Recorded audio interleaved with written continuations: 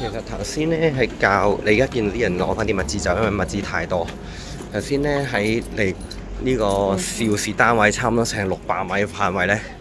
都聞到一少少味。咁而家咧係見到有警察啦，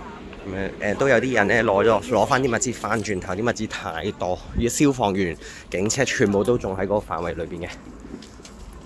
咁咧而家見到係好多好熱心嘅人，有啲有證嗰啲義工啦喺呢度。咁明明咧真係唔知佢做嘅咩，但係 anyway 我都係佢廿六着火，我27號夜晚先翻香港，咁咪28號係啦，我都諗啲方法啦，香港人啊，咁有好多泊晒度嘅消防車啦、警車啊、垃雜雜嘅嘢喺度，咁同埋有啲熱心嘅人，仲有少少味嘅。其實而家係琴日啲義工話，我啲朋友就話好大味啊！而家天橋上面好多人喺度食花生啦嚇，一車車物資運輸緊嘅，亦見到天橋上面啊，係啊。咁我明能夠做嘅就係睇下有咩技能去發揮到嘅，係啊，我都唔會吝嗇嘅。雖然我扭傷咗隻腳，但係絕對係唔會吝嗇